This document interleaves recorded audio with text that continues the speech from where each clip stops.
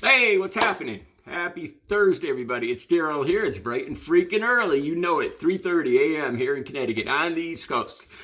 Okay, I'm going to have to start this video off probably with a warning. Some of the stories I'm going to talk about are going to be, they're flat out, most of them are flat out false. They're all flat out false. They're all stories about Republicans and false claims. That basically sums it up.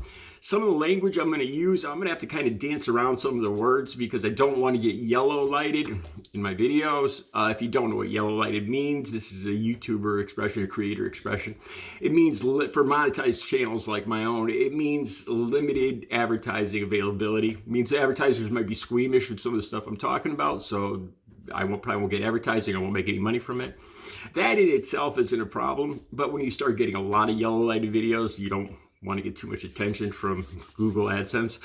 That being said, okay, first thing I want to talk about, I just recently learned about the Arcadian people. I'll try to put a link up for that down below. That's not really what the story this video is about, but I am a descendant of the Arcadian people, and I just recently learned that. I learned it from a fictional book. I think it was called Anomaly.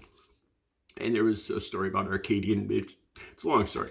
But I just learned the Arcadian people in Maine were descendants of the Micmac Native American tribe from Maine in Nova Scotia area, and the French Canadian people that came here from France. And I just recently learned and it has to do with Cajun people too, the whole Arcadian story. I'm not Cajun, but that's where the Cajun people came from, and they were moved like a lot of Native American people were, torn from their homes and transported to somewhere they didn't want to be, Trail of Tears kind of stuff.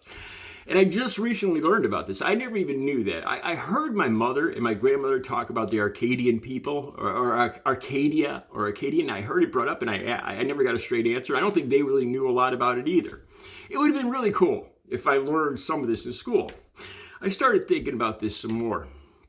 You know, in schools they teach about, Christopher Columbus coming from England, people from England, Ireland, Scotland, France, Spain coming here. But you don't hear a whole lot about Native Americans, the people that were here before those people came, or about African Americans, the people that were brought here but that didn't choose to come here but were brought here. You don't hear a whole lot about that.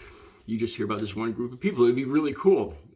There's going to be a link down below. There's about 27 states currently, I think 27 states in America right now that have nations, Native American nations within their borders. And only 11 of them actually teach in the public schools Native American studies, some form of Native American studies. It would be, seeing as they're part of America, they were here before any of those other people came. And like I said, it'd be good to, you think teaching about African-American history would be a good thing too. We're all part of America. We're all Americans, right? So there's a good percentage that just sit in the classroom and hear about other people's history, specific people's history, but not their own. Why is that? That brings up Ron Desantis. So he is, he's waging a war against what he calls wokeism. This actual quote from Ron DeSantis. He says, Florida is where woke goes to die. And Republicans just love this. Yeah. That the word woke, it just, I don't even know what to say about that. All right. So he's passing this law that, you can't do no African American studies in public schools in Florida. The links will all be down below for that. And then just recently, I saw a video, Ron DeSantis talking about a totally false claim. Totally false claim. The thing that scares me is this guy could become president one day. Sooner rather than later. He's got a good chance of possibly being a president of the United States. And this is the kind of stuff he's passing in his state. Okay, so there's a video of Ron DeSantis. Now, this is his false claim, that the recent boosters for COVID, he says something along the lines that a lot of studies recently are pointing to the fact that boosters, the people that get boosters are more likely to get COVID. Now that's that is a false claim. Links will be down below. This is the guy that could possibly become president of the United States. And now he's passing a law that permanently outlaws COVID and I believe flu vaccine mandates in Florida. Outlaws mandates permanently in his state. And there's a good chance this guy could become president of the United States. I started thinking about this a little bit. Now, I know if those of you that watch my channel, you've heard this 100 times, but I'm going to say it again. My best friend, my girlfriend, Audrey, I knew her since 3rd grade. We were boyfriend and girlfriend. My first girlfriend ever in 3rd grade. We lived together.